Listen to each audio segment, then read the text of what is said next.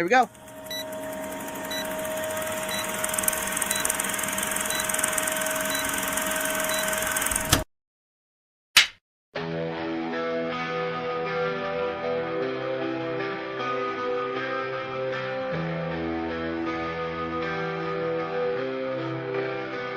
In the city's vibrant, pulsating night, neon lights sound loud, masks conceal the truth, and whispers reveal secrets.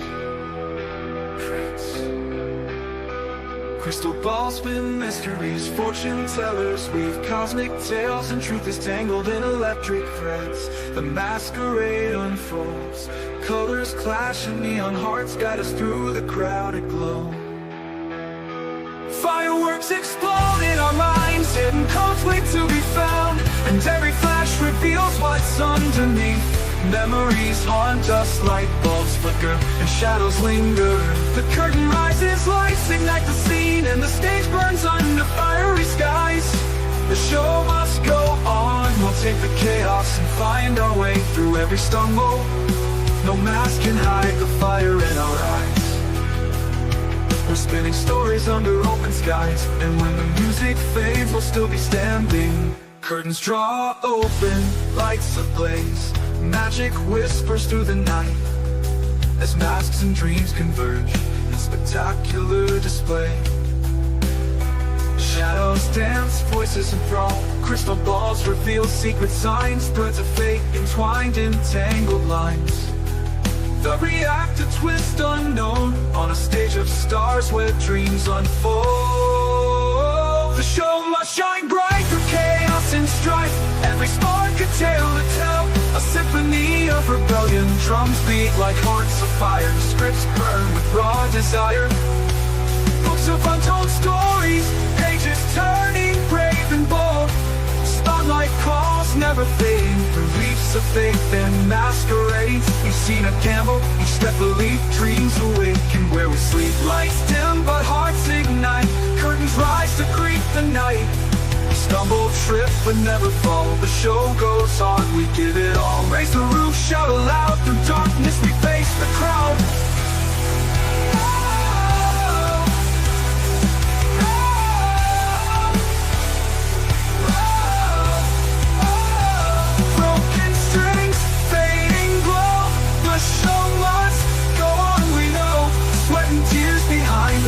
Dreams collide, we paint the stage with every scar. Each misstep makes us who we are.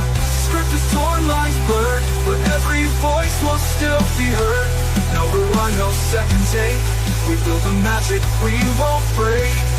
Applause fades, but hearts soar, we'll leave them begging for more. Through every storm, every dawn, the show must go on and on.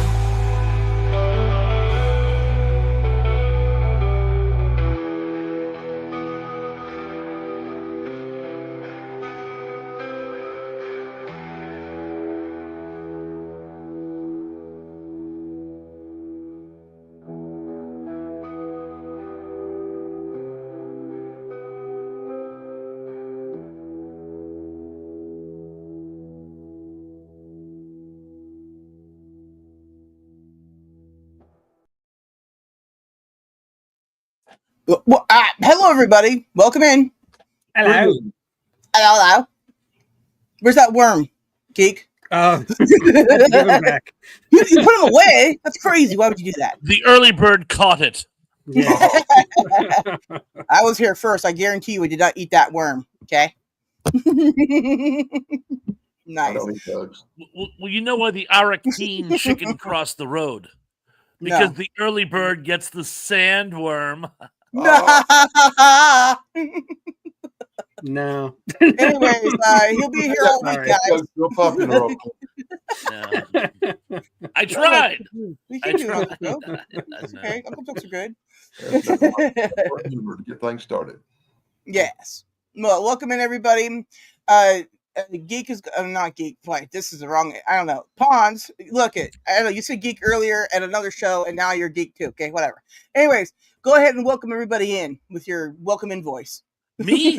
Awesome. Yes. Geek Culture 101. Welcome to the party. Knights in the service of you know who. Good to see you. Welcome to the show. Let's see who else we got going on here. Hey to Zerolda. Hey to Kiss. Hey to Wajamin. Oh, Gary Hey Carpenter, to Gary. you promised me you'd be here, and you were. Thank you so much, Wajameen. Welcome to the party, my Thanks for the friend, link. as always. Yo. Yeah, and Tracy's in the house. Everybody, look at Tracy. Everybody, say hi, Tracy. Tracy, how's it hello. going? Also, I saw Esmeralda, and a little earlier I saw Christopher Wilkinson.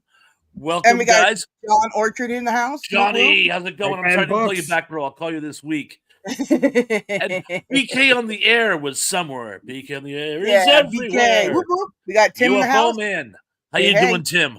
Good to see you. We got Kenneth in the house. Whoop whoop. Sorry, I know I'm not as good as Pons, but I'm just trying to help him along. Brogu, how you doing, Dave? Good to see you. Grogu.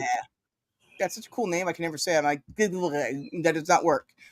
Yeah, Brogu is one of my favorite screen names. I love it so much. Yes, it's very. I can't say it. It's just awesome. That guy. That's why I just say Zop. When Zop's around, I just go, "Hey, Zop." That's way too much to try to figure out to read. I just Lance can't Jason handle was it. here too, by the way. Lance, hello. Oh, yes. Hello. And I believe if I missed anyone, I'm wicked sorry. I've been double checking the comments as we go here. I believe I got everyone, but in case you didn't, hi to everyone. oh wait, my flock is everywhere is here. My flock, how you doing? I heard about her. She's everywhere. Oh, it's here. That's true. Yeah, that's a hashtag fact. Look, if you haven't seen me, I don't know where you've been. Look, there's BK. Everybody, look, there's BK. Say hi to BK. Hi, BK. Hi, BK. BK. Oh, and BK, I understand if you can't make it to the next Retro Palooza, but I'm really, really hoping do it as a remote or something, dude. You know, but Yeah, I'm hoping go we on your can cell make it. phone. It's fine. A lot of people do it. It's called showing up. What exactly is the It's like, I want to go on vacation, guys. BK on the air. He's in Atlanta. when is the Retro Palooza? When it's sometime next month. Dave hasn't officially given us a timestamp. I'm sorry. I thought you said you kind of faded out there, so I had to extrapolate what you were saying. Apologies. Awesome. Okay. Oops. Well, that was weird. Okay. My buttons are wonky on my computer at best. I'm sorry. Button. Mhm. Mm, All right. So mm. go ahead and get started, fellas.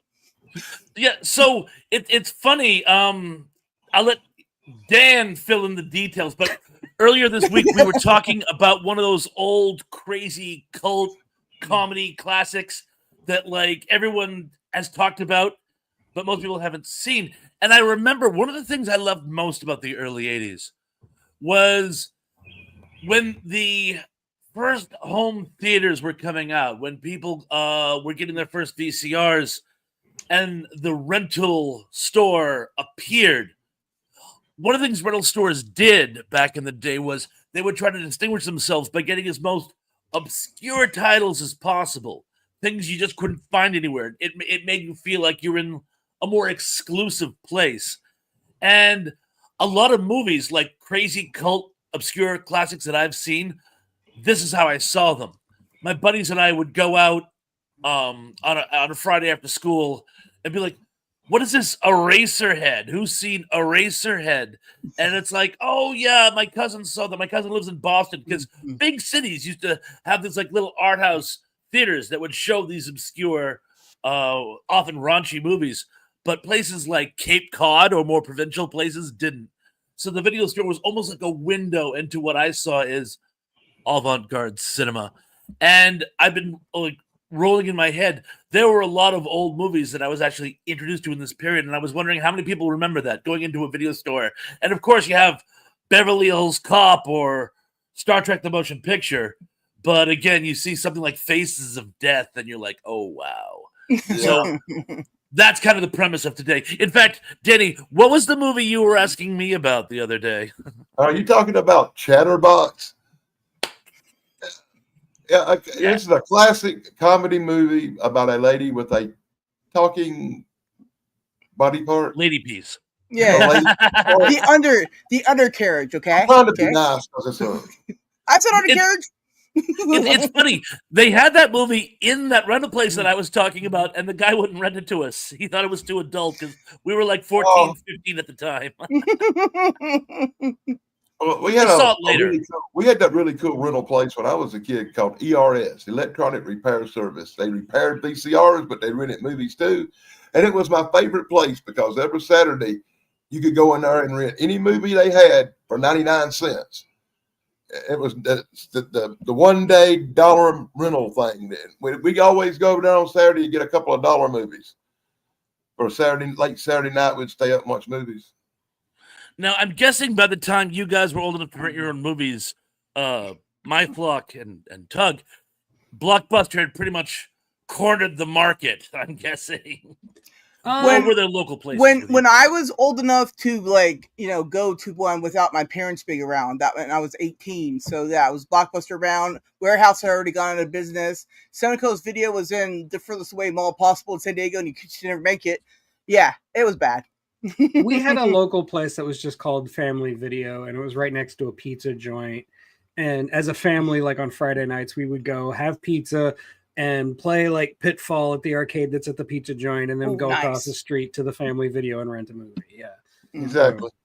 But we here where I lived in Hillbillyville, we had like 2 or 3 little local movie places you could rent movies, but we didn't have the big stuff like Blockbuster. You had to go to Anderson or Greenville, drive 25 miles to find one of them. Yeah, I just had the little places, the little apps. Well, we had Hollywood Videos too. That's another one we had. They were all in the big cities, so they wasn't nowhere in the country. In the country, I mean, video store. One of the video places here. One of the video places here was in the back of the Exxon station. You know what I'm saying? Oh yeah. Well, the first video place in my town, it was in a pool supply, like warehouse thing in, I guess you'd call it like a strip mall. And what they did was they just put a shelf up by the door and just put videos in it. And because there was like, I don't know if you guys had Little Peach in your area, but they were like these glorified bodega. There was like a chain in my area. They're all gone now, but it was next door to that. So people would go to the Little Peach to get their milk and their cigarettes and their whatevers, and then they'd go to the supply place and get a movie. And that was our first exposure to it. Cool. That's cool because like the only one out here that us kids ever knew about that had like the secret section was the Warehouse. And trust and believe, it was loaded with cameras, and you could just never sneak into that area. It was terrible. Yeah, ours was like at our shop. It was stereotypical. It had the bead curtains and everything. You'd have to like go. Oh yeah, it was. Mm-hmm. But all the cameras are pointed there. I'm like, not to register, but there. Like okay. Every movie place about around here, all of them had the what do you call it, the synonymous back room. Yeah. Where you found the movies that weren't for children. Exactly. Only the Warehouse did out here. And every kid would make up a story about how they went there when it's clearly Fort Knox for kids. You could not. So it's clearly Fort Knox, man. But they tried, man, how they tried. Yeah. Some of us succeeded. Well, we just usually rented the neighbors' parents' stuff all the time. Seems like every kid found that. It's weird. Anyways, it's like how you get booze when you're a kid. You go to your friend's liquor cabinet and just take a couple of ounces out of each bottle, so it looks the same as when they left, Right. We called those bombs. And I had the worst hangover of my entire life for one of those bombs. Yeah, that's when you just those can hurt if you do that. Well, we call it Long Island iced tea down here. Yeah, it was basically. Yeah. Well, we just called it a good time and left it at that. Bikini Island iced tea in my case. You see what they did there? Yeah. Add water. Yeah, pretty soon then it's just water. Don't add water. You're gonna steal the alcohol. Don't add water. You're just ruining the rest of it. Then you can't go back to it. That's true. No water. That stuff will kill you. Yeah. Yeah, I know, right? Ew. Why would Who you would do water? So, what's the weirdest movie you ever found in one of those old rental places? I got one. It's called I Married a Strange Person, and nobody seems to know it. It was an animated movie by none other than Bill Plimpton, whose animation you would recognize instantly. MTV. And he did an entire movie where this guy basically gets I think it's like a bird poops on a satellite dish and he gets a It's weird not ray me. shot into his brain and he gets like a growth on his head. And every time he starts to think weird thoughts, like weird Bill Plimpton stuff starts happening around him. Like the next door neighbor is mowing his lawn really loudly and he gets really mad. And then like the grass comes up and starts to eat him. And it's just all kinds of crazy Bill Plimpton trippy visual stuff. It was great. And I loved it. And I can't find it anymore. I know it exists. If you look online, you will find references to it, but I can't find the actual movie. I have never heard of it. I've heard of Plimpton. Yeah, that sounds like something I would like. So that's crazy. Great. It is so good and so trippy, and it doesn't make a damn bit of sense. Oh yeah. One of my favorite just random rental store finds. So, yeah, I see Dan looking it up. You will find references to it. Yeah, you're not find a video of it, or even a trailer. I know. Hard. John, Sean, a few other people popped in. By the way, hello, people who popped in. Good to see you. Snarky. Hi, somebody said they vaguely remember it, so that's something. A lot of people. I don't even get that usually. Usually, like, what are you talking about? You know, one of the movies that vaguely familiar about what you're saying. No. One of the movies that I remember seeing in there, like obviously couldn't read very much, right? So there's very few I can remember the titles that I saw, but something I remember seeing back in like the early or late 80s, maybe early 90s, something like that, was Man's Best Friend. And then I actually saw that in a rental place one time, and I remember going, man, I want to rent this movie, but my parents are here, so can't do it. And I'm like, is there any way to steal it? And I was like, no, it's censors, can't. So I had to put it back. See? Hey Tim, are you talking about Caveman with Ringo Starr? Which is basically it's a spoof version of 1 million years BC. It's actually a better version of 1 million years BC. It has an amazing cast. Barbara Bach was in it. Yes. Shelley Duvall was in it. I want to say Dennis Quaid was in it. He would have been pretty young. Really the amazing girl cast. from Cheers was in it. Shelley, yeah, I said Shelley. You said Shelley Duvall. You meant I meant Shelley Long. I said Shelley Long. Yeah, I was confused for a minute. I'm like, wait, what? I remember Cheers, but don't remember that. But no, I loved finding movies. Like I found a whole lot. Like in the video rental age, there was all those like cheap horror sci-fi knockoffs, or you'd have like the Full Moon Pictures movies. Trauma. Yeah. Lots of stuff like that. I would always love finding those and watching them at home. I knew they would be terrible, but I watched them anyway because I loved them. Like the many sequels to The Gate, that really awful Canadian horror movie where the kids like make a gate to hell in their living room. I like that movie. Damien I do too. It's great. Florida. No, but I love the one Damien did. It ended up in Florida. I love the ones they come out with. A series called Trancers. Yes, Trancers. That was also Full Moon. Like 5 or 6 of these movies, and I just couldn't get enough of Trancers. And I always got annoyed that they had the Puppet Masters, but it's not the same thing as the Robert Heinlein Puppet Masters. It's totally different. It was like the. I think the other one was Demonic Toys. Yeah, Demonic Toys. Oh yep. There's a lot of good. And one was a what was the? I can't remember the one where the guy was little, Inch High Private Eye or something. I don't think I saw that one. Mind snapping your fingers to the subject? That was a Saturday morning cartoon. Oh, I remember Inch High Private Eye. No, it wasn't Inch High Private Eye. It was one of the Full Moon movies with Tim Thomerson in it, where he was a little bitty policeman from outer space. Okay, I have to look it up because that sounds fantastic. I can't remember the name of it to save my life. I'm just going to look up Full Moon Pictures and see what I can come up with. Well, one of the I think it was Charles in a movie Band rental stuff. place, but one of the movies that we'd seen like one time when we were like kids was over there was Tommy Trickster. It's about like these kids who shrink themselves, or one of the kids shrink themselves down to write on a postage stamp to go, figure something out. I forgot what it was, but it was a good kids movie anyway. Sorry. Tim Thomerson space movie. Oh, Gazoo.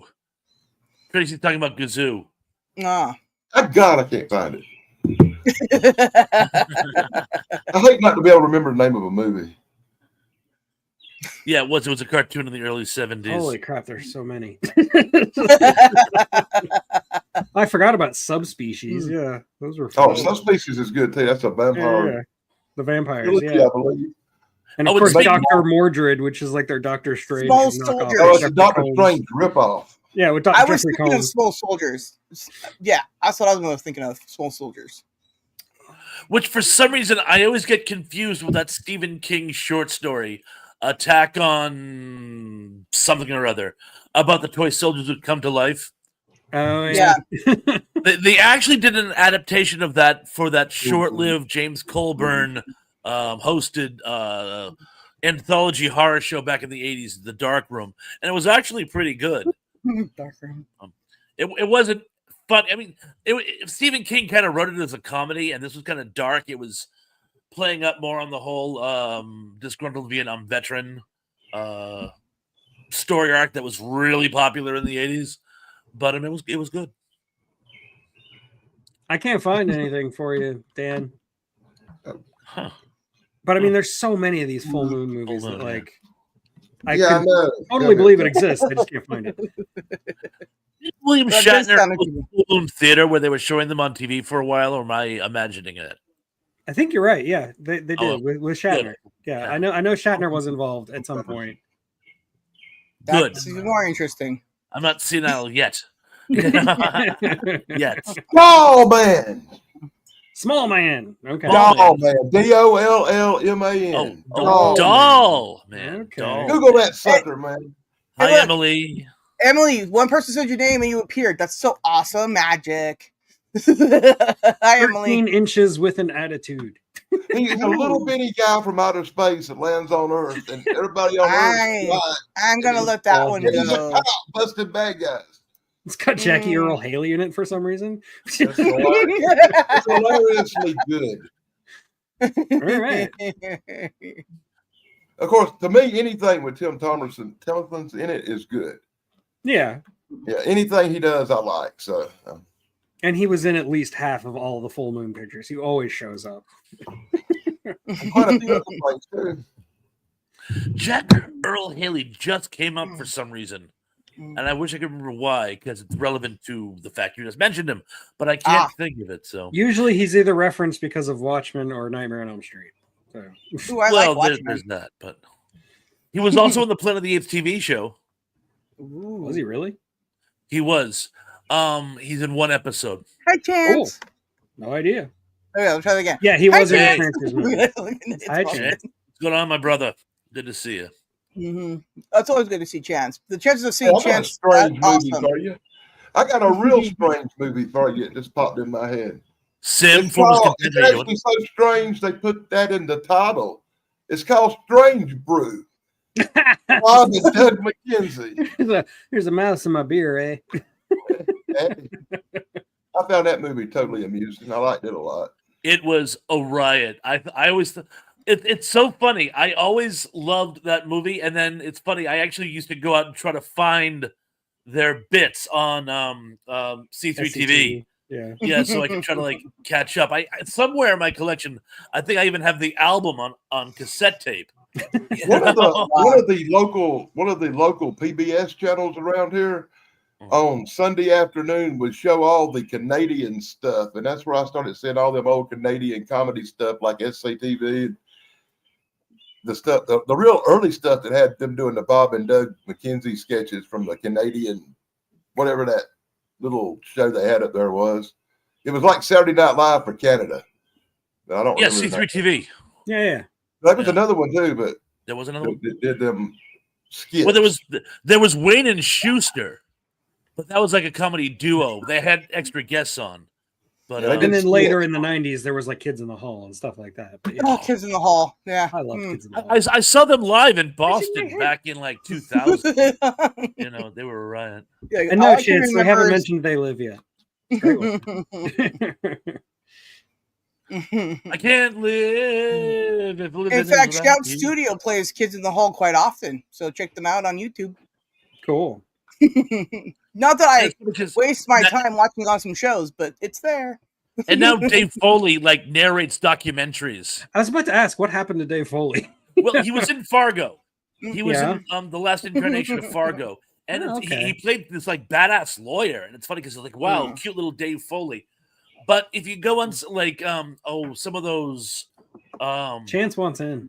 Yeah, I'm gonna send the link. Chauncey, welcome. Oh wait, is it that one? Oh crap! You know what? Give me a second, guys. You guys keep talking. Sorry, chat. I'm trying to. You keep talking over me. Ooh. I'm sorry. But yeah, he does documentaries. He narrates documentaries. Cool. Yeah, and he's pretty good at it too, actually. Because like the last I remember of Dave Foley, he was doing like news radio, and he was in that one Pixar movie, The Bug's Life, and he does like Cursed Hollywood or something called like that. And he was talking about Phil Hartman, and he got really emotional because he, of course, worked with Phil Hartman on news radio. Right. So. Oh, that guy. Yeah, that guy. Yeah, that guy. I just couldn't place who you were talking about, but I know the face.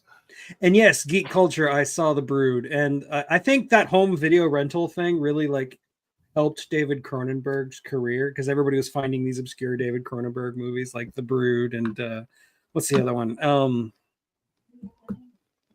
Real quick, I sent the link to you, Chance. It's in your Facebook DMs.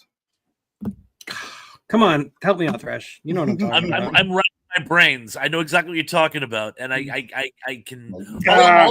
All I can think now is all the trauma films like Street Trash. Oh yeah, of course, and like Toxic Avenger and stuff like that. Yeah, Chud. Awesome. You're thinking about Chud. Chud. Yes. That's the one you're thinking about. Yes, which both of those, both the trauma films and Chud, qualify as those movies that would have fallen into obscurity were it not for these small mom pop rental places. Right. Stuff like that. Now, let me make the statement about Chud. Chud was to me, one of the great movies of the time. I love Chud. I love the whole underground creature premise. I thought it was brilliant. And then they come out with this crap called Bud the Chud Part 2 and totally destroyed a franchise. You laugh, you won't. That movie's horrible. I never saw it. But I love you heard the title, Chud. Right? Oh, everybody say hi, Mrs. Thresh. Hi, Mrs. Thresh. Hello, Mrs. Thresh. She had to work today. Poor thing. Just got home. Never can I tell you how much disappointment I had in the theater sitting there watching Bud the Chud. Right, you know, it doesn't sound that after great. the first one, you would have expectations of the sequel being somewhat good. Speaking of sequels, what do you mean? I even have Return of the Killer Tomatoes, the virtually unknown sequel to Attack of the Killer Tomatoes, co-starring a very young George Clooney. Yes. Wow. Yeah. In fact, best scene of the entire movie is in the storyline of the show. They run out of money, so they decide to do product placement, and they do this whole mockery of product placement in the movie, and it's actually the funniest part of the movie. Geek Culture 101 keeps bringing up these movies that I definitely saw, like Tetsuo the Iron Man, when I was, way too young to be watching movies like that, because I'd rent them at the video store. So Geek Culture, were you like watching through my window or something? Because you're creeping me out. Well, see, Geek Culture 101 is, he's like a year younger than me, so possibly, yeah. Oh, and hey, John Doe, I saw you pop in. Welcome to the party. Yes. Hi, everybody. We missed. Anyway, so Tetsuo the Iron Man, that was so. It suddenly goes body horror. I mean, it's not Iron Man. It's about a guy who basically like shoves iron inside of his body, and it just gets weirder and weirder. Okay. Yeah, it's messed up. It's Japanese, man. Oh, well, there you go. I don't remember the name of this one again, but I saw this original Iron Man movie where the guy makes a big metal suit and bobbles around, stopping crime, but he looked like he was wearing a water heater. Ned Kelly. Ned Kelly. He makes a set of armor. Ned Kelly. Oh yeah, said, Plan 9 from Outer Space. Were in the same video. Plan 9 from Outer Space is a classic. That was one of those movies where I had read about it years before I actually saw it. A buddy of mine had the Golden Turkeys compendium book, and I read about this movie called Plan 9 from Outer Space, but I didn't see it until years later. And it was like an event when I finally get a chance to see it. It's one of those movies that does live up to its reputation. Okay. The movie I'm talking about is called Exo Man from 1977. That was the made-for-TV movie. He builds an Iron Man suit, and he looks like a giant walking water heater with arms. I swear, I'm not joking. Okay, That was supposed to. That was actually a pilot. It was supposed to be a TV series, but it bombed, so they didn't. Oh go my for it. No God. doubt. I mean, he's wearing a water heater. What? It was horrible. an image in new tab. I've got to share this with everyone because you got to Oh, see please this. do. All right. Yes. Share Do away. that. And I'll bring it up. So just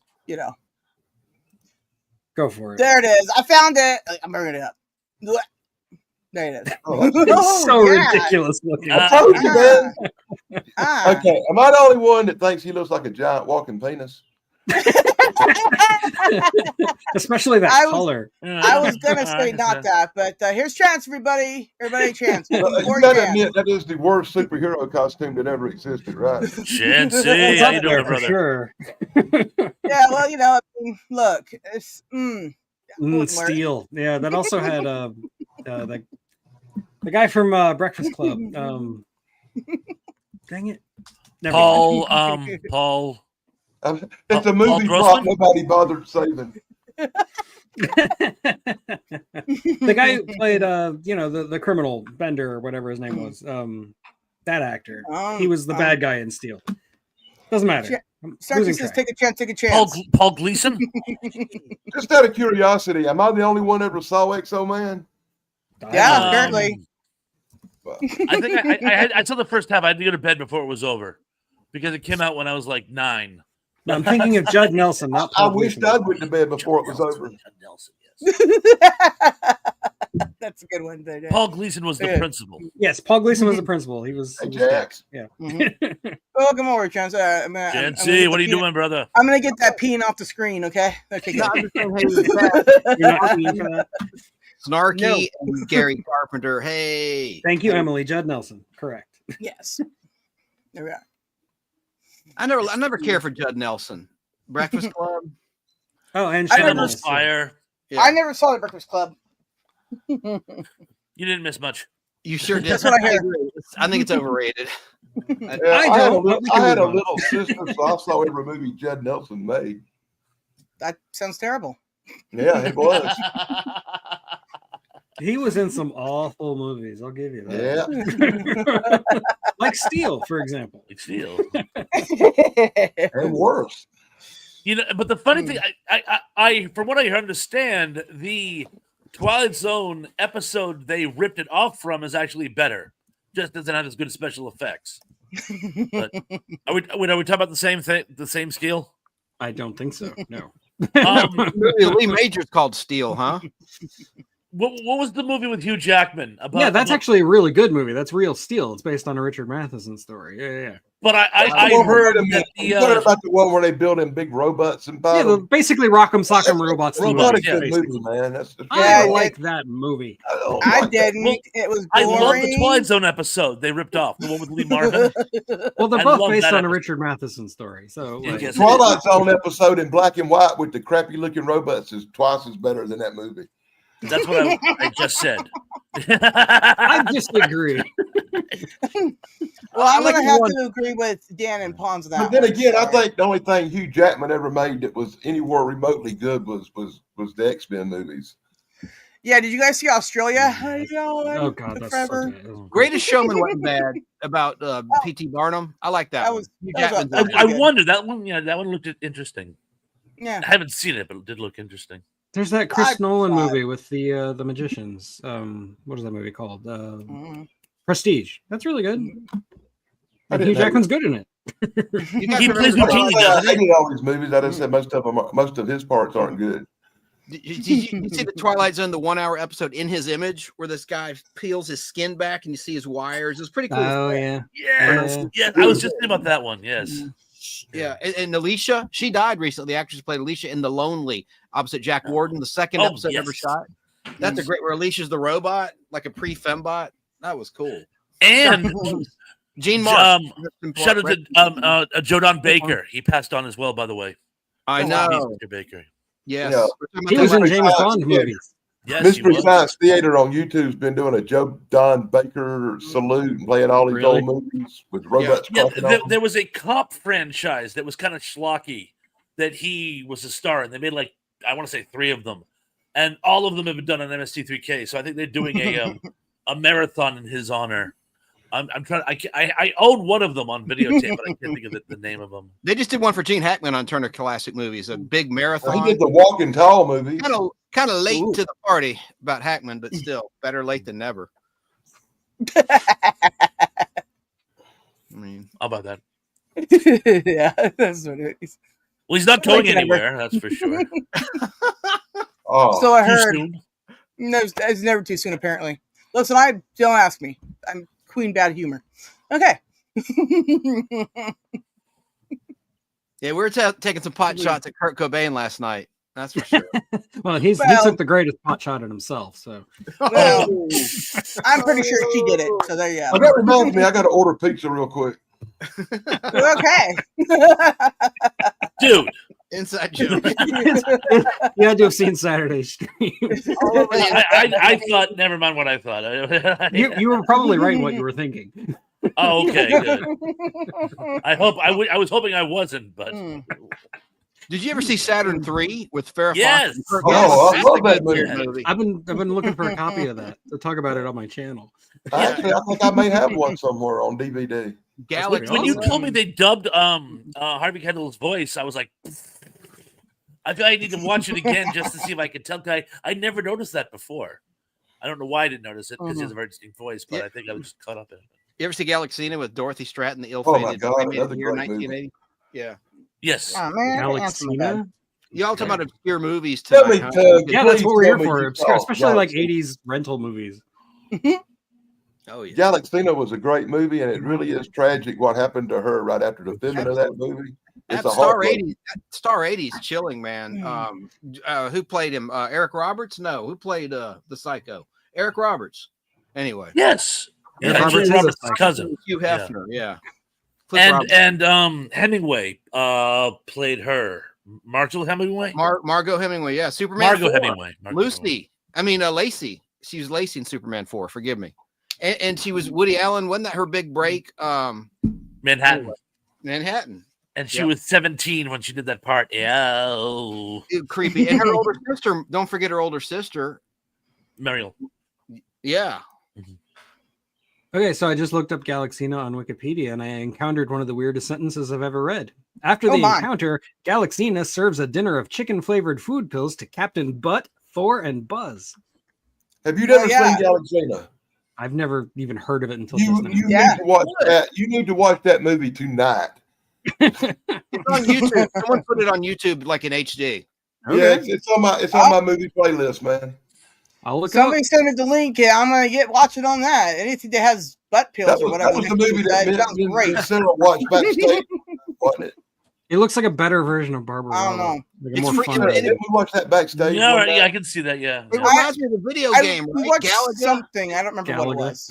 yeah. There was the precursor to Galaga was what was it called? You know, Danny Staten, the video game or Galaxin. right? It's like Galaxina. It was kind of similar. It was Galaxin. Gilliaxn. Yeah, I like Galaga better, but yeah, remember Phoenix, the video game Phoenix? I'm sorry, I'm digressing. Phoenix was a cool video game. I like Well, a lot of Saturn. good movies have video game tie-ins, man. You'd love it, my flock. Phoenix, Yeah? it's like a big bird. Birds that come out at you. Yeah. That's And you awesome. You know, I bird. Zap. Okay, so we're going to talk about big birds. Let's talk about the giant movie called Q. Did anybody see Q, the big bird movie from the I've 80s? seen it. Yes. The Now, that's guilty a is good charged. movie. I Most did of It's not. better than the giant claw. All right, everybody's gonna have to send me links to all these weird bird movies. I have to see them and give you all my reports on how. It's more of a Bird they are. Quetzalcoatl. It's more like a It flying is. Yeah, serpent. the Q bird. is a Quetzalcoatl. Who is the cares? idea, yeah. Just Oh. give me these links. Like, I gotta see these things. Ooh. That was a Larry Cohen movie, wasn't it? I think so. Look it up. Yeah, Larry definitely Cohen? Coen Yes. Brothers. Yes. Larry No, Cohen not did Coen the Brothers. Invaders, man. Not that one, brother. Yeah. Yeah. Oh, Larry Cohen, he did the Invaders and he did Rosemary's Yes, it Baby. was Larry Cohen. Yeah. Rosemary's Baby. That was a creepy Yes, movie. yes, he did. And he Anyway. did at least one of the It's Alive. I think he did two of them, but he did at least one of the It's Alive. Yes, he did. That might be it. That's the one I'm thinking of. One of those baby terror movies. Yeah. Yeah, It's Alive. When I was real young, that movie It's Alive kind of freaked me out a little bit, man. Me It too. is kind of creepy. The movie Yeah. poster was freaky. Crawling around. When Just they the poster's showed creepy. You're right. the commercial, I used to run out of the room. No, you see what happened was the I year, was 8. I was No, We eight. can't we talk went to about Larry see- Cohen without talking We about went the to see Stop. It's Alive in the theaters when I was a kid, and it was the same year my mom had just had my little sister. And that baby would be crying in the middle of the night, and I'd be freaking out like, "Oh no!" Having movie flashbacks. That's terrible. I'm fixing to drop the mic on everybody. Sir Yeah. Anthony Hopkins before he was a sir in magic. Magic, The the ventriloquist dummy, the ventriloquist dummy. Yeah, Yeah. Or Chucky, movie. kids. You know. that movie's a creepy movie too, man. Twilight I Zone tried was to the get. big Chucky. I have a Twilight magician Zone. friend. Twilight Zone had Talkie Tina. I'm Talkie Tina, and I'm I'm going to Talkie- kill Yeah. you. It was Kojak. I love that episode. Yes, that But was I'm the a- original Chucky. Oh, yeah. But they also had a creepy ventriloquist dummy in with Cliff Robertson. Yes, they did. Yeah. Birds is not The scary. dummy. What are you talking about? Birds is scary, Tim. Birds is not And scary. I I see where a believe bird that- being thrown. The Yeah, Birds sorry. is my least favorite Hitchcock movie.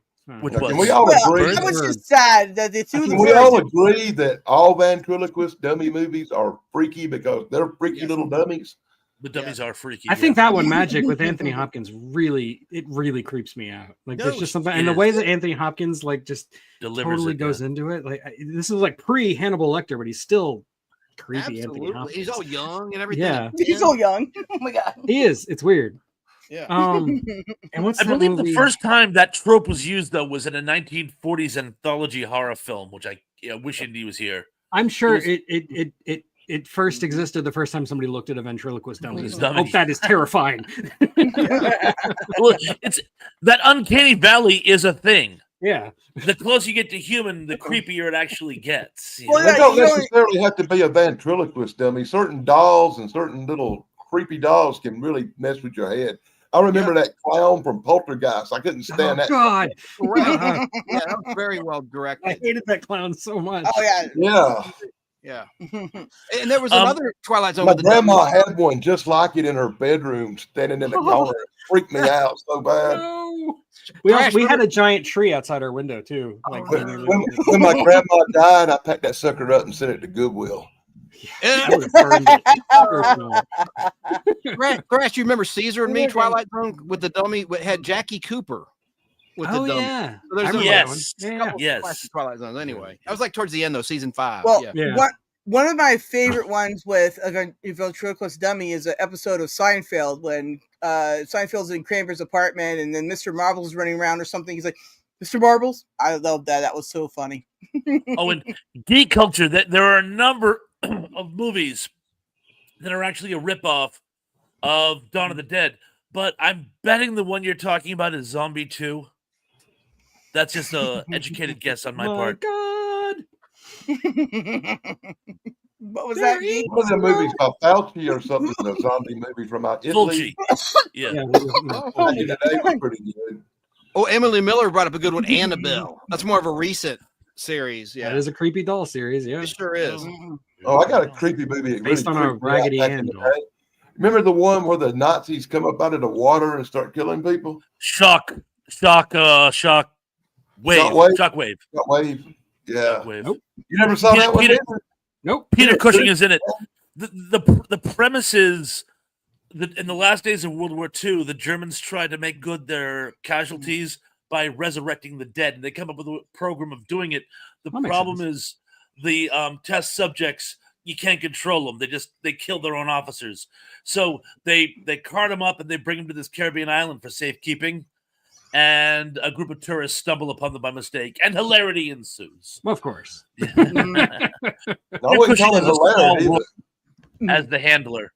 Okay. That sounds fun. Yeah. I It should have seen wasn't so that. much fun for the people in the kitchen at the end of the movie. There's a great scene where they come out of a lake, and it's like what they did in Excalibur, where they keep from breaking the surface tension, but it's shot in reverse. Reverse. Yeah. Yeah. So it looks like the sword just mysteriously like levitates up. That what they do is they actually go into the water, but then do it in reverse, so it looks like they come out without breaking the surface tension, and it's a really slick scene. That's cool. I love practical effects. Did I ever tell anybody that? I love them. Once Can or I twice. mention once or another twice. movie real quick? Please. Humanoids from the Deep. Humanoids from the The deep. tea. That's I awesome. love that movie. I really do. It's one of my Yeah. favorites. It's up there Well, with Piranha. Piranha's a good one. I didn't like Cannibal Holocaust. I think I've mentioned that on multiple different occasions. But I give everybody a little piece of advice. Don't put the unedited trailer for Humanoids from the Deep up on your channel, or you will get the strike like I did. Oh, man. You get a strike from a Roger Corman movie. Come on. He didn't believe in copyright. The funny earlier today we were talking about a copyright strike. It was a content strike because apparently when a fish monster attacks females, it's not real cool on YouTube. Right. Weird. It was a violent movie. Is that a common occurrence on YouTube? Fish monsters attacking? I don't know about common, but we're talking about Alien and V in cases where aliens have, let's just say, exploded out of people, and Humanoids of the Deep counts. It sure does. Well, so does Galaxina. Yep. I haven't seen that movie I'm going to see that movie again now. I haven't seen that movie in 30 years. Anyway.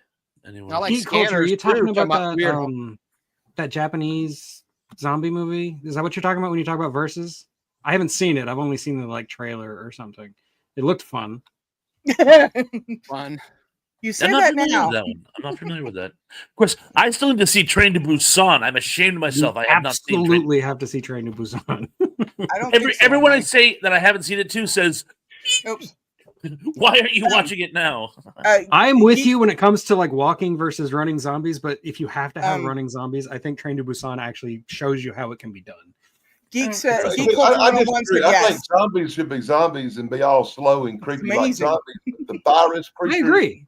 Like ones that have that virus thing, like in what's that? 28 days later or whatever. Yeah, 28 days. The 28 days virus kind of thing. They should rage virus. Yeah. But now, Chance, how many episodes of The Walking Dead were you on again? I was in the first few years. I was core in the beginning. So there's only 6 episodes in season 1. To answer your question, the even numbered. I was in the pilot. I ate the horse along with everybody else. Got shot by Merle in the second episode solo.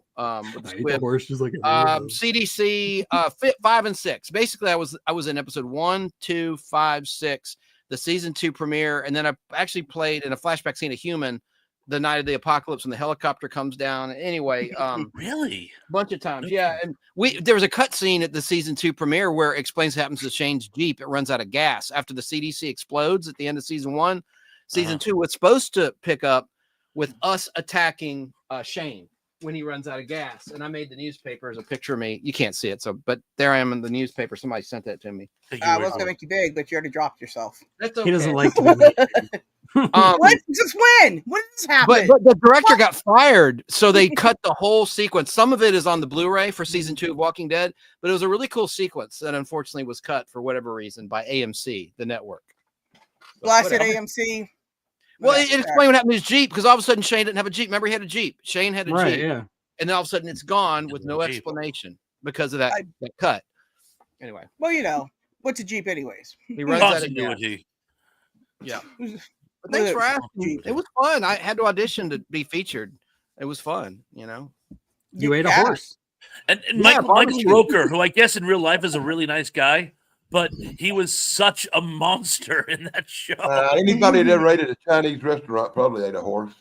I just wanted to. Well, look, I've eaten glue before, so apparently sometimes I was made out of horses. Fine, whatever. But Melissa Mettler was the best zombie, the bicycle girl. She was the first walker you really saw on Walking Dead. She really sold it. She was so thin. She'd never flown on a plane. She had to fly to LA for a body cast. Really? Wow. Yeah, it was shot here in Atlanta, but she'd never been on a plane at that time. She told they did one of those micro episodes on her, by the way. It was really interesting. Yes, Melissa Mettler's her name. She's a nice person. Yep. Now, so since Merle shot you, did you actually get to meet Michael Roker? Yeah, I did, and I met him at a convention at Dragon Con, and because we weren't on the same, he was up on top of the building, and I'm on the ground, so we never interacted when it was shot. Gotcha. Uh-huh. But I introduced myself to him, and this is when he was doing Guardians 2. This was some years ago at Dragon Con, and really nice guy. I liked him in Mallrats, playing the jerk security guard. That's my favorite Kevin Smith movie, by the way, Mallrats. That is a good one. I love Mallrats too, man. I'm from that era. Yeah, I like it better than Clerks. I like anything with Jay and Silent Bob. And Shannon Doherty, and I'm glad that you got Shannon Doherty a gig after she got fired from Beverly Hills 90210. And that was right around that time. And I always liked Shannon Doherty's acting. God rest her soul. She was good in that movie. And Ben Affleck was in it before he was yes, he was. I used to watch some movie about witches with Shannon Doherty in it. Some Oh, yeah. The TV show Charmed. Charmed. Oh. Yeah. I can't watch that show. Ugh. I watched every episode of it. Alyssa Milano got her fired from that because she wanted to be the central witch. She got fired again. Doherty. Got fired again.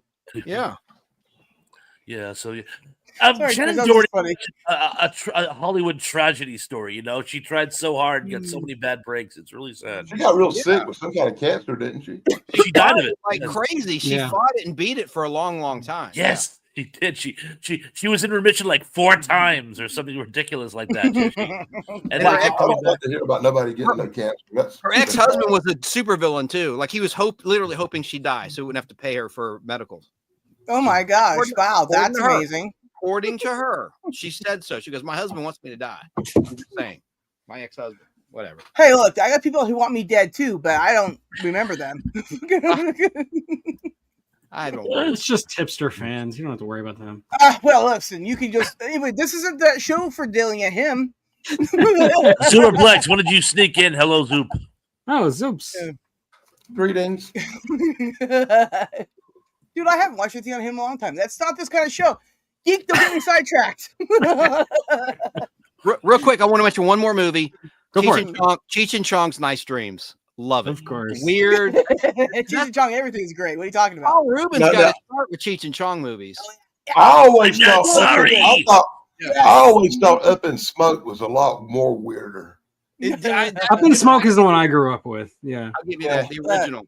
Yeah. Look, I watched everything I could of Cheech and Chong because, of course. But Stacy keeps turning into a lizard in Nice Dreams. Oh, and just in case anybody didn't know, Cheech and Chong are making a new movie.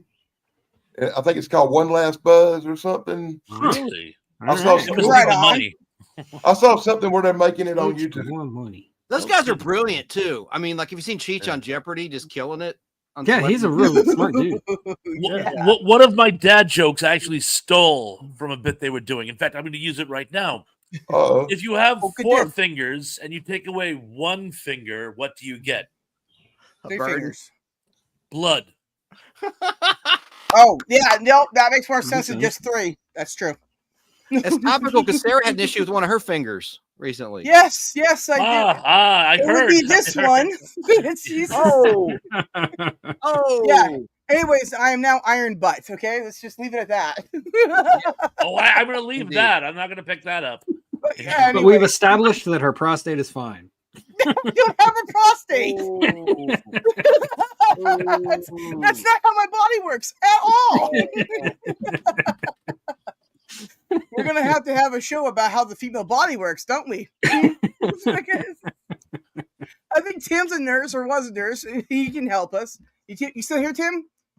I think he ran away. I would too. I didn't believe him. What? Me?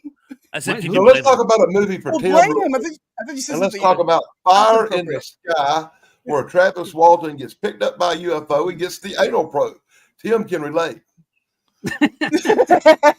Well, too bad you're not on Facebook, Dan. I was sharing out your girlfriend to everyone the other day. It's going to hell. I'm sorry.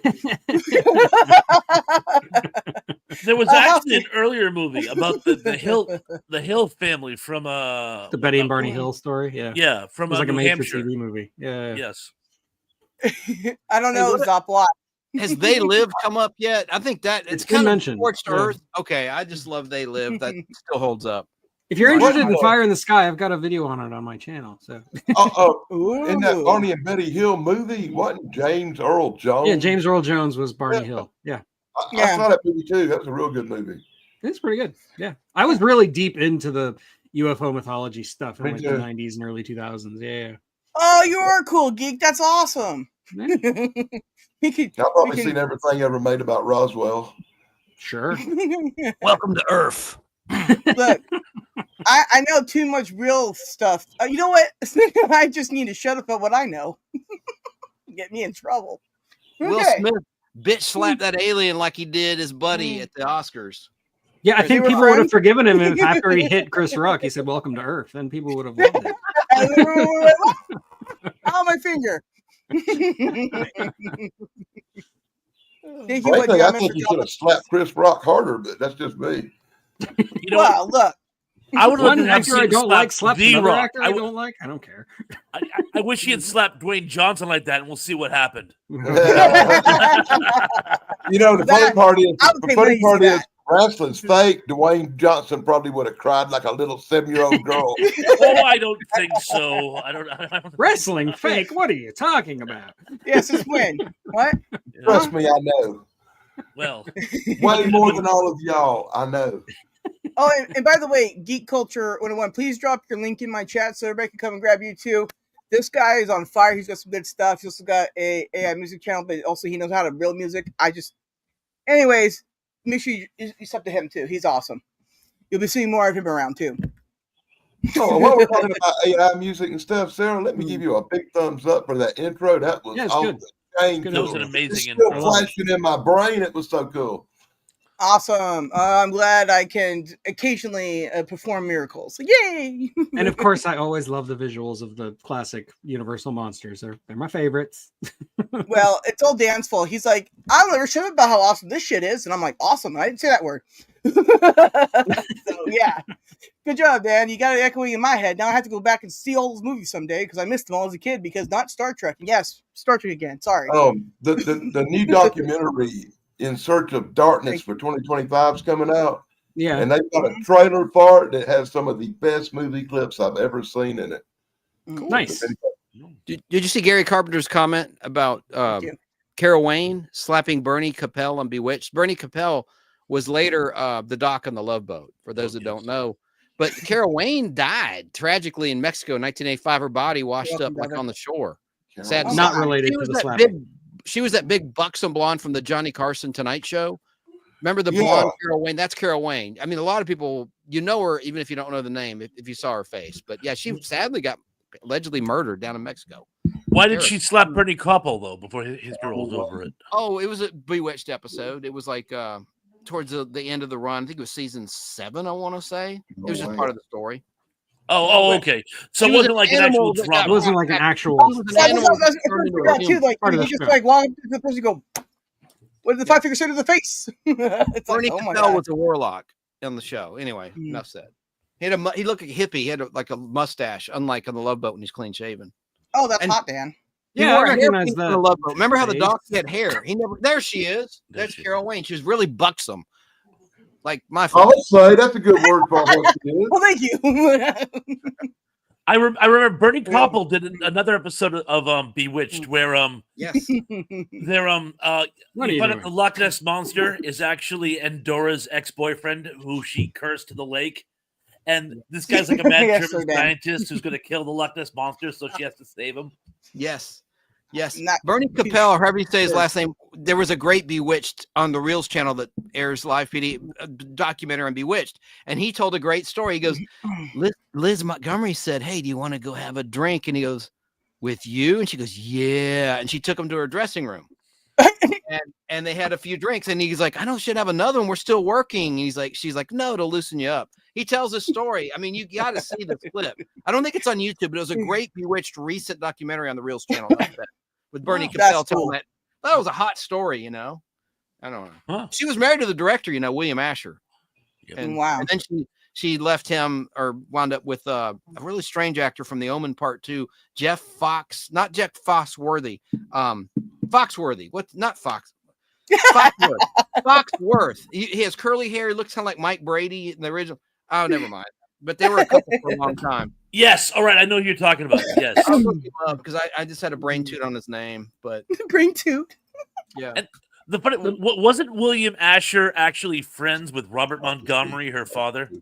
Yeah. Yes.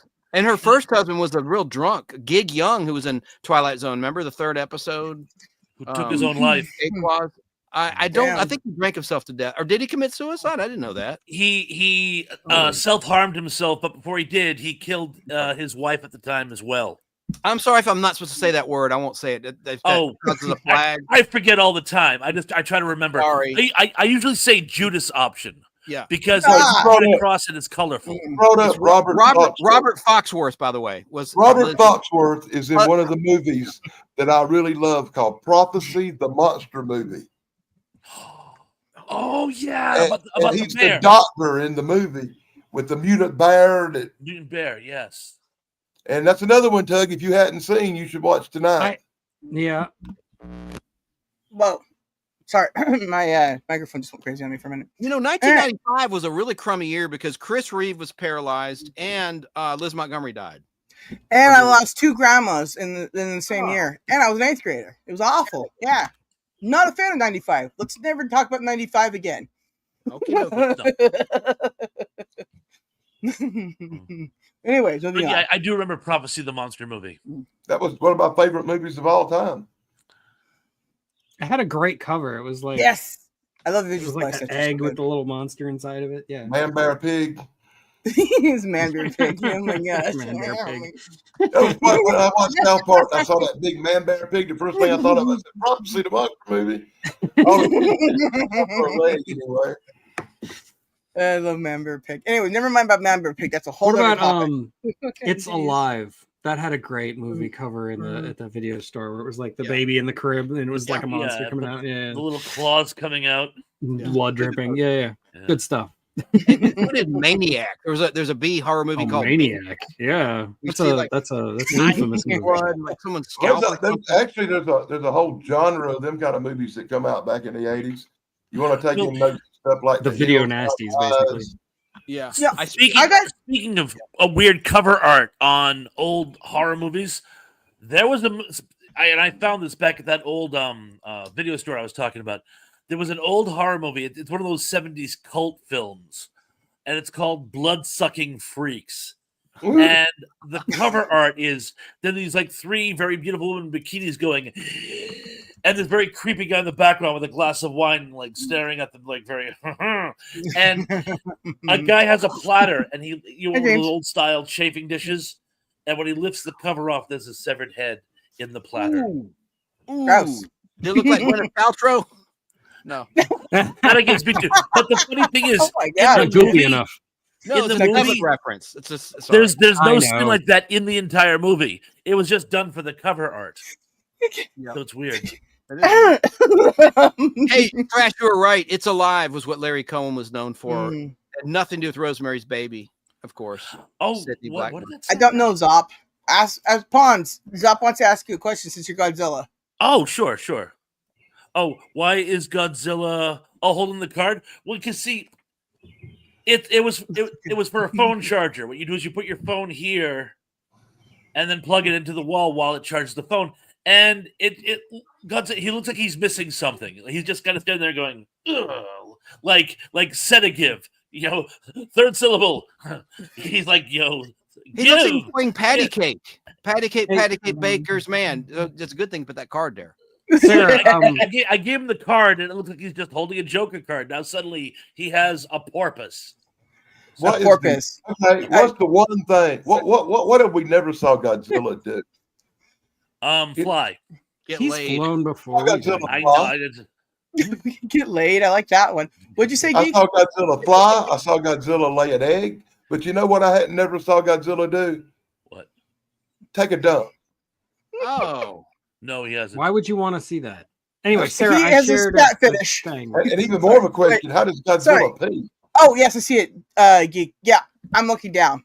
I see it. You did that in the ocean, there, Danny Staten. Yeah, that's the above mentioned blood-sucking freaks that I was mentioning above. He liked the Baudet effect. I just had to share water. Godzilla doesn't so much fly as jump backwards, jet propelled.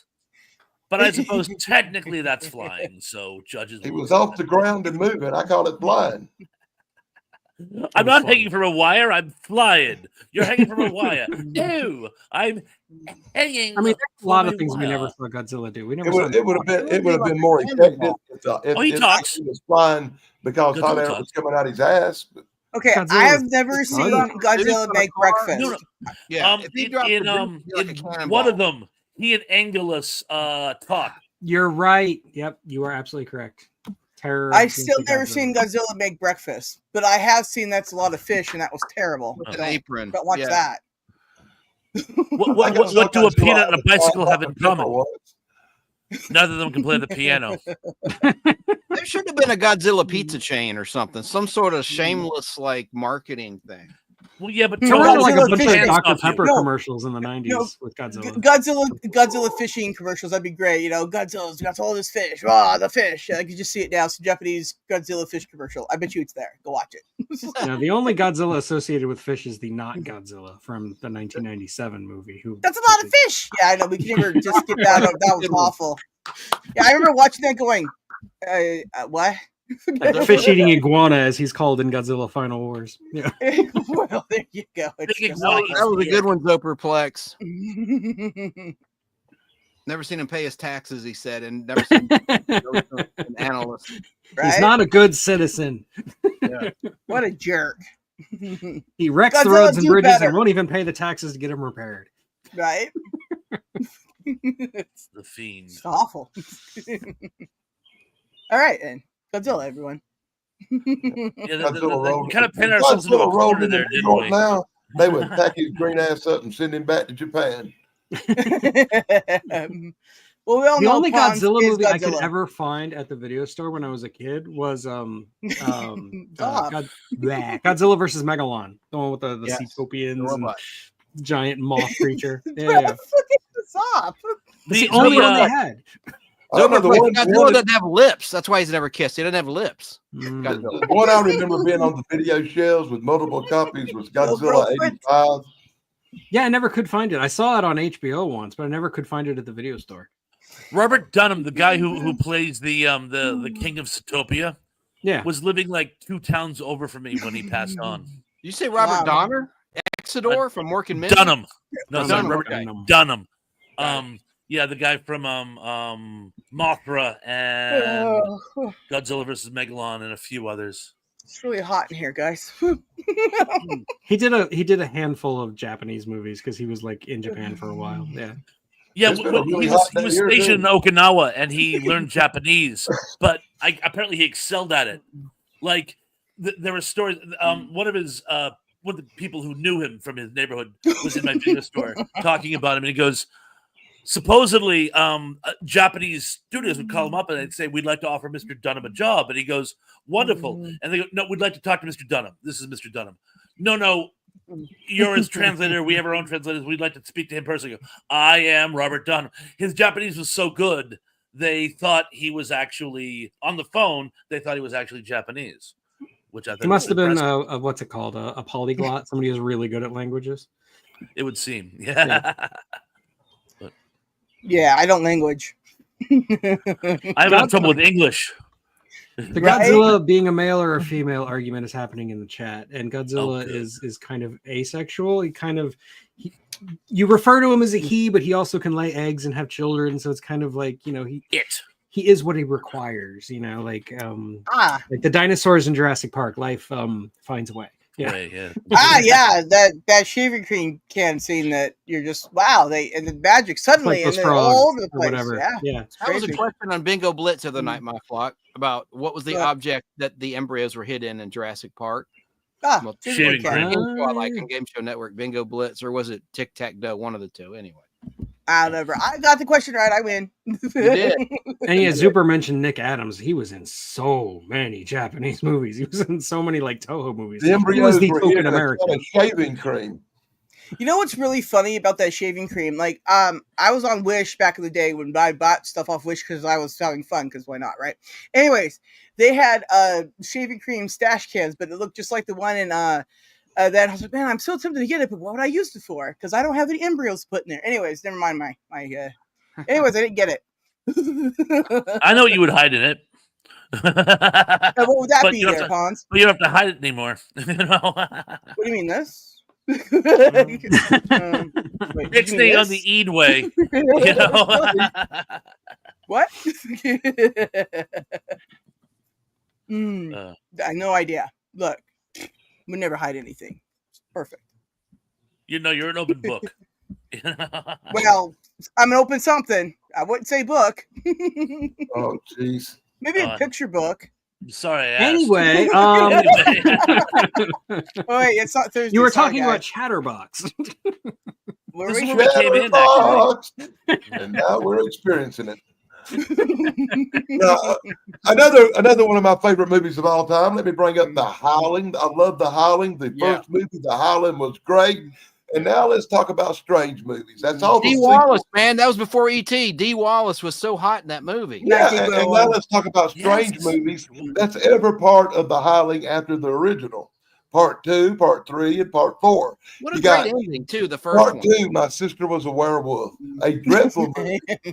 They never should have made it. Dreadful. Never should have made it. But the one after that, where the werewolves were marsupials that had pouches was even worse.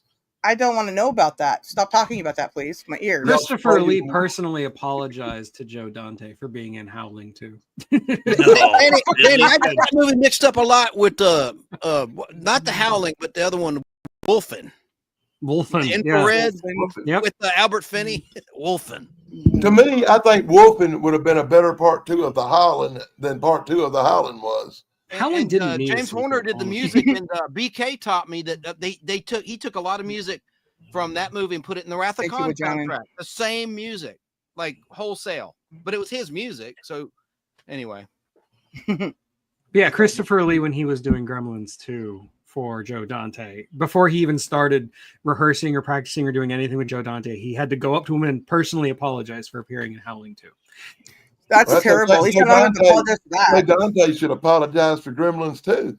Nah, I love Gremlins too. It's like the Mad Magazine version of Gremlins. It's great. It has its charm. It was okay. It was okay till Hulk Hogan showed up. Oh, come on. What? How could it be better? What are you talking about? I mean, and he only showed up on the VHS version. Hulk Hogan makes no movie better. Thank you for saying that, Tug, because I didn't remember him from, and I'm like, what? Why don't I? Am I going senile? No, I like Suburban Commandos. That was good. Yeah, I was frozen today. Oh, God. I got a weird one for everybody. What about Stepford Wives? Going back to the way. Oh, I actually like that. That's really good. That's a great movie. Again, Tina Louise is in that. Yeah, it's like the women Westworld, if you will. Absolutely. Yeah. I recently got a comment on my video on Stepford Wives complaining about the spoilers. Like, if you don't know the secret of the Stepford Wives by now, it's a 50-year-old freaking movie. Okay, I never even saw the movie until like recently, but I already knew all about it, and it didn't happen on your channel. So yeah, like if you know about the Stepford Wives, you already know like what they are. Right. You know. Can I quickly tell you about a movie that psychologically damaged me because it was so freaky? Bug. Bradford Dillman, 1975, about an earthquake. There releases these prehistoric bugs, and this one woman's hair catches on fire. She's talking on the phone, and it looks like a cockroach. It's like in the earpiece. She puts it up to her ear, and then her hair catches on fire, and it is just that. A movie Bradford Dillman's freaky in that. A movie that scarred me when I was a kid, and even to this day, when I have flashbacks of it, because I don't even know what it's called. It's the worst part of it is. It's like this vacuum comes to life and like sucks like the bird's feathers and its meat off its bones, and the bones are just like sitting on this perch, and the brother and sister are running away from this vacuum, like trying to eat them. I'm like, don't know what it is, don't know where I saw it, but it still freaks me out to this day. I don't like vacuums. Shout out to Galaxy of Terror, which is a ripoff of Alien, but it was freaking gory and freaky and maggots and severed arms and all sorts of crazy stuff. Well, Worm was pretty bad too. That was gross. Yeah, like Squirm. You mean? Squirm, whatever. Anyways, yeah. Because like I remember like the turn on the shower or the bathtub, right? It's like water coming in. There's like all these. I'm like, oh, I can't watch this. So I kept watching it as a kid. It was crazy. Oh yeah. A movie I also discovered through the video rentals in the 80s is one I know Thrash is familiar with. That's Rats. One of the best twist endings ever. Little Willard ripoff. Yeah. Yes. Wow. That's actually borrowed from an Andre Norton novel called Daybreak 2250 or something like that. I did not know that. It's where they borrow the concept. Another post-apocalyptic story. But I don't want to give it away. But give it away. I think it's past due. Go for it. Some people haven't seen this one, you know. So. I recommend it. You should watch it. Yes, that's your homework for tonight. watch my review of Rats by Sarah, and then watch his review because his review is probably better than the movie. Thank you. Of course, it's better than the movie. Pons said it. Everybody's reviews are better than the movie. Real rat movie. Sarah, any movie with a vacuum is going to suck. I'm just saying. Good rat movie is called Deadly Eyes. Deadly It's Eyes. a Canadian movie. I got one for Thrash and Tug too, but Thrash is around my age, maybe a little older or younger. I don't know. No, I'm a couple years older. Remember Evil Speak with Ron Howard's brother, a creepy movie with pigs and like was demonic and computers and crazy movie. If anybody knows what the heck that's the one. It's set in a military academy or something. Yes, yeah. That was a freaky weird movie. Ron Howard's brother has made some creepy movies. Clint. Oh yeah, he's been a The lot. Ice Cream Man. Ron Howard. Gentle Ben. Ice Cream Man. Oh my god. A movie that I used to want to watch all the time back in the day was something I'd seen as a kid in the previews on, like, KCOP Channel 13, very independent. Anyways, was The Hand That Rocked the Cradle. I always wanted to see that. And Man's Best Friend. With Keith Carradine. I don't know. I believe Keith Carradine was in The Hand That Rocked the Cradle. No, that was Rebecca De Mornay was like the villain in The Hand That Rocks the Cradle. Correct. She was Man, great. I I love her. But they're like her on two set. movies I met her I never got to on see. set. Yeah, American Pie 4. She was so nice and sweet. Wow. Oh, really? Cool. Absolutely. I never figured out what Leonard Cohen was always so upset about. He has armies of loyal fans. He was married to Rebecca. What's her name? De Mornay. Rebecca De Mornay. I almost said Romaine. Rebecca De Mornay. De Monet. Nothing Romaine wrong is with Rebecca Romaine either. Also, I kind of love. Yeah. For obvious reasons. There's no wrong answer. There is, we just won't say about it. Going. All I have to say is I wish my parents loved me enough to send me to the same fat camp Jerry O'Connell's parents sent him to. We're going to have to. Absolutely. It took me years to believe that was the same guy. Hey, Doug, I think we're going to have to do a whole second part of this show because there's so many movies we hadn't covered. We have not even got into the strange, pathetic, weird comedies like Spaceballs and all that stuff yet. That's kind of scorched earth, though, but you're right. But what about Piranha 3D, guys? Speaking of Elizabeth the Shoe, what a weird cast. Christopher, Back to the Future guy, Doc Brown. Yeah, Christopher Lloyd. Christopher Lloyd? I mean, and, wait a minute. Did Piranha 3D? That's a killer movie. And I mean, think of it as what Thrash said. All right, go ahead. Did Piranha 3D start off with the guy from Jaws getting eaten by Piranha? Yes, it was shot in Mexico. I know that movie. Oh, God. Great horror movie, yeah. It's also a Joe very Dante underrated. I would not call that a great horror movie. Oh, and well, Jerry O'Connell played a Girls Gone Wild D-bag, like filming young girls on spring break, and he has the ultimate comeuppance. And there's a funny part where a piranha at the end in 3D is gnawing on his penis. Oh my! Piranha goes and spits it out right to the camera. It's hilarious. No, well, it's so fake, you know. But that's fake. I didn't know that piranha spit. I just knew they swallowed. So never mind about that. I'm going to stop talking. Sarah. He brought it up. There you go again. Piranha 3D, I highly recommend it. It's a wild movie. It is fun. It's a lot of fun. Yeah. Very gory, too. It was great to see. Like, that was a movie that was great to see in the theater, for sure. Yeah. I did. I've never seen it, actually. I'm a little ashamed that I haven't now, but I haven't seen it. You'll love it. The references, the actors, enough said. You'll dig it. Right. Yeah. It's made for movie geeks, for sure. Ooh. Like us. I found it somewhat amusing. Well, that's high praise coming from you, Dave. Yeah, did you guys like Hollow Man? Let me state, I do not think it was a good movie whatsoever. I never said it was a good But did you like Hollow Man with Kevin Bacon as the Invisible Man? Man? I really hate that movie. That was I hate that movie with a passion. You hate it? I like that movie up until a very specific scene, and then it completely sours on me. And that scene is unacceptable. Like, I can't. Walter Hogan is a creep. He shows. I didn't even want to say the word, but I hear you. You know what? I think it's the guy that stars in the movie. What's that guy's name? Kevin Bacon. Kevin Bacon. I cannot stand him. Really? Well, I never liked this guy. Fired. Whoa! I don't understand. You don't like Kevin The Bacon. best thing about Wow, look, I like bacon just fine, but Kevin Hey. Bacon, the Do you only not thing like I ever saw. Tremors? The only good thing about Kevin Bacon was when he got killed in Friday the bacon's 13th. good. And Tremors is the only thing he ever made that was really good. And of course, he didn't go back to make none of them because he's an idiot.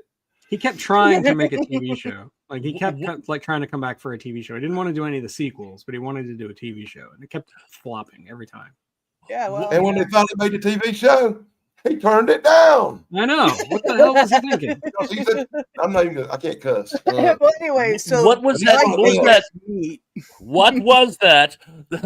It's a movie. It's set in a reform school. Sleepers. Sleepers.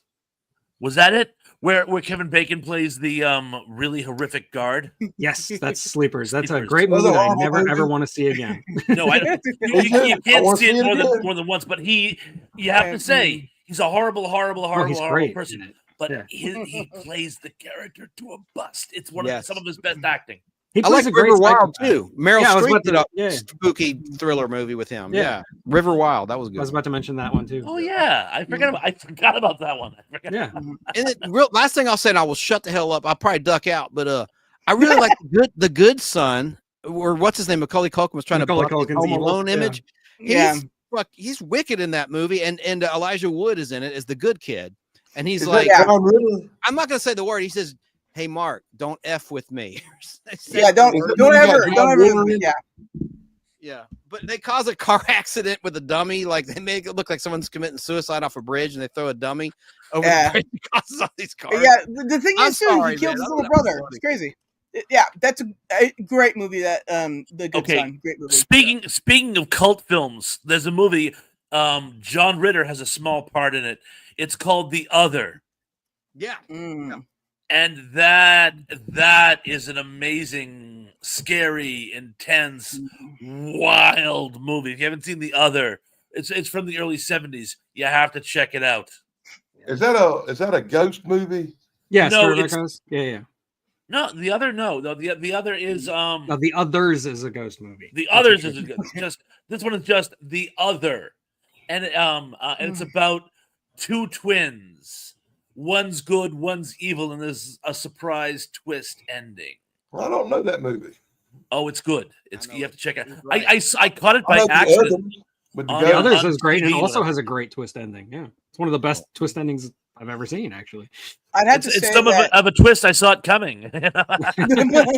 Whether or not you see it coming doesn't change whether or not it's a good twist. I'm teasing.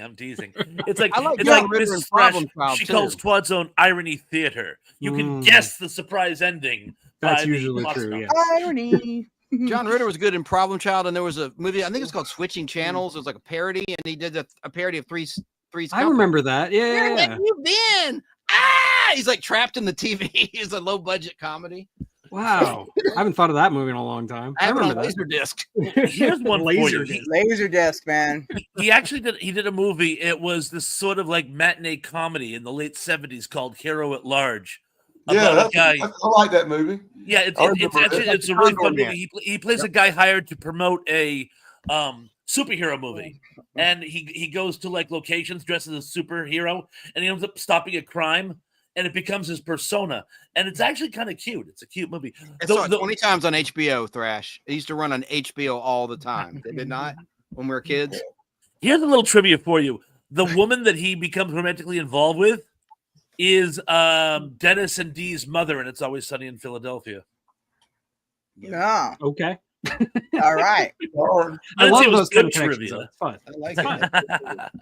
I kind of zoned Wow. out there for a minute. Sorry. I'm sorry, I wasn't paying attention.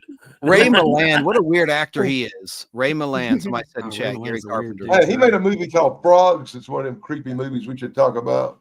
He was in the Sure. Battlestar Galactica pilot. Remember, he played like that corrupt Yeah. former Ah. Council of the 12 member. He's just living high on the hog with all these women. Even better. How about the Yeah. one? How about the one where he gets his head sewed on Rosie Greer's body? The thing with two heads. Thing with Two two heads. heads. Freaking Yeah. love that movie. That movie is Ray so Milland. insane. He was Well, killer, man. I like the movie The Man with Two Brains. That was awesome. Completely different, but also Completely. fun. But yeah, it's another good Listen, one. brains, okay? It's too. Good Right. stuff. I don't know. Whatever. Rainbow Land is Tracy actually in Wright. an early adaptation of post-apocalyptic film. It's called Panic in Year Zero, and it's actually shockingly intense for a 1950s movies, and it co-stars a very, very young Frankie Avalon as his son. But I remember watching it going, wow, they're really pushing the envelope for this time Yeah. frame. And by the way, that movie you're talking about, Panic in the Year Zero, had some real disturbing stuff in it for those people who hadn't seen it. Yes. It touched on some categories you didn't usually see in 1950s movies, but I can't really say it on YouTube. So you just have to watch the movie. Well, so did Hush Hush Sweet Charlotte around that time, and Baby Jane. Whatever happened to Baby Jane? Those movies are freaky. I didn't like that movie. I really didn't. Overrated. Where she served that lady that rat on that plate, and I was like, ooh, ooh. Tracy mentioned Sling Blade, and man, that I Billy like Bob Sling Thornton, Blade. Yeah, he freaked me out. He visited this. I was working as an extra on the Three Stooges movie by the Farrelly brothers, for 14 days in a row. He visited the set, and I just kept my distance because that movie, that performance, is something too good about Sling Blade. Good And of course, he was in Bad Santa. We know that, but yeah, and he had Angelina Jolie before Brad Pitt. Now, gross. Anyways, and we feel bad enough for him for that. Gross. She had her brother's blood around her neck for a while. Angelina, she's nuts. Gross. She's like nuts. Even at the time she kissed her brother. She's really like, woo. Gross. Panic in Year Zero, by the way, was also the movie that basically made American International Pictures because it was so controversial, and they were being so decried by the Hollywood studio system that American International Pictures is evil for producing this, and of course it made them famous. So that's how AIP got started. It was Panic in Year Zero. Anyway. Thank you. Good. Just wanted to share that one. Yeah. No, that's a good share. I like that. Thank you. Sorry, I didn't mean to derail everything. I just we're kind of running. We're on the hour and a half mark now. Let's face facts. We're all running out of steam. So I never got lunch. Blood. I was wrong. I'm really tired. Snarky's right. It was Billy Bob's blood that she had. Oh, Billy Bob. Brent kissed her brother. Yes. Yeah. That I can't unsee that. I want to. I cannot. It's awful. Don't ever want to see that again. Just never talk about it. Snarky's right. Apparently, Ray Milland made like 50 westerns I was unaware of. That's a lot of movies you're not aware of. I don't watch cowboy movies too much. I'm not a western fan that much. Ray Milland looked totally different with that hairpiece on than he did as a ball. I've seen western movies, but not as many as I have horror or action or adventure or other genres. We did like a 5 or 6 part thing on my channel about I used to watch westerns with my dad. Since he's not around anymore, I haven't at all watched them, and I've been wanting to, but it's just like I can't. It's just weird. I understand. It's too sad. But I understand. Well, it's just that was his, his jam, right? So it was, right. I don't know. The last western I sat through was The Lone Ranger with Johnny Depp, and it kind of turned me off cowboy movies for the rest of my life. Here's your mistake. Yeah. I mean, that for you in a bad way. Wild West. Wild West. I was about to say, that's like that was before. That was again. Why? And now you just give the 2 reasons I don't watch westerns no more. Okay, so that's if you pick the worst of the worst. Tombstone around that time. Tombstone was good. My dad loved My dad loved Wild Wild West, and then we saw that movie, and he was like, "Well, this is garbage," and I was like, "Yeah." It was awful. The Wild Wild West is my second least favorite Will Smith adaptation. Hey guys, what was that movie? Awful. What was that movie about the Wild Wild West with Harrison Ford with sci-fi element? It was like Cowboys versus Aliens. Yeah. That's good. I like that movie. I like that movie a lot. It's fun. It was fun. It's unapologetically silly. I love that. With an original idea and an original premise, that's the movie to talk about. It was like Time Rider, though. Thrash helped me out, and Danny Staton too. It's the unsung time travel movie predating Back to the Future. I love that stupid movie. I saw it in the theater like 4 times, and if you've never seen it since. And it's got a great cast, and it's completely forgotten. Yeah, I'm trying to find a copy of it, to be honest. And I love the guy that played Frog in How the West Was Won. He was a villain in that. Tracy Reed, I think is his name, but he's a character actor. He's in Raggedy Man, bunch of movies. He was in that. And remember the guy's legs got cut off by the helicopter blade? Good heavens. And they cut that on the DVD release. And then people complained and they put it back in. On a DVD, it's not, why is that censored? It's a PG movie, rated. It would be PG-13 if it existed at that time. I'll shut up now. 1982 Time Rider. Great movie. I saw it in theaters. All right. Yeah. All right. So we're calling it a night then, guys? Yeah. But Cool. I'll try to stop by just if for no other reason than to say hi Tuesday. Thursday. Thursday. Are you doing a show on Tuesday too? Well, Tuesday, the one that we're going to do with the joke off with you and Craig, that's going to be a special. So it's going to be a special thing. Yeah. So that'll be to be announced on Thursday when we get it all set up. That Sarky and I have to have a meeting of the minds. We got much to plan. I mean, it's going to be great. Gotcha. I don't know what we're doing this Tuesday, if we're doing anything, but we are planning to do the joke off, the dad joke off. That's going to be great. Yes. Something else. Yeah, you don't need to go there. Okay. Well, anyways, if you watch Thursday, we went all about the. Anyways.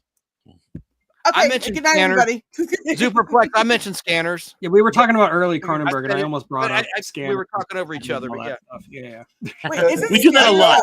We get very passionate. If everybody wants to make plans to meet back here in 2 weeks from today and 2 weeks, finish I'll this be here. conversation. Yeah, I think so. I think that's great. I can talk about this all day. Yeah. Count me in. Yes. Yeah. But guys, I got a motor. Yeah, I do too. I got it. Let me just stream go. Why? Bye. Button. Come on, button. Okay, it's working.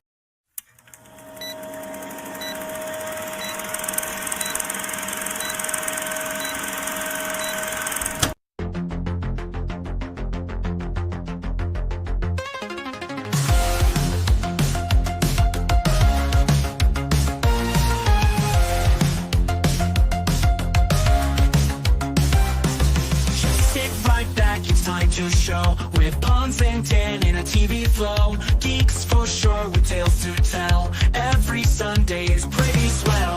Good times here, you'll want some more. Remember days you can't ignore. Kids and family, friends so dear.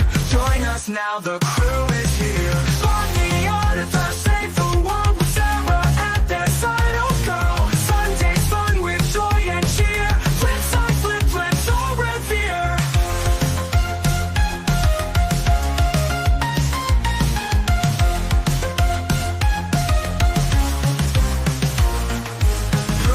Shows from days gone by. Epic moments never die. Internet was such a blast. Fun with friends, let's make it last. Time to laugh and time to chat. Geek out hard and that's a fact. Sarah here to add the spice. Memories that feel so nice. Love the artifact, save the world with Sarah at their side. Oh girl, Sunday's fun with joy and cheer. Flip side, flip, so revere.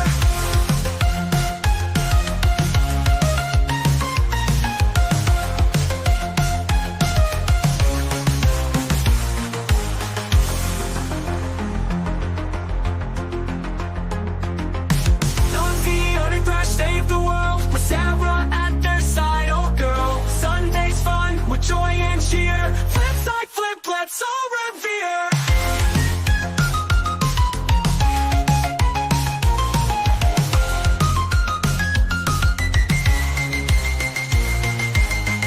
These shows from days gone by. Epic moments never die.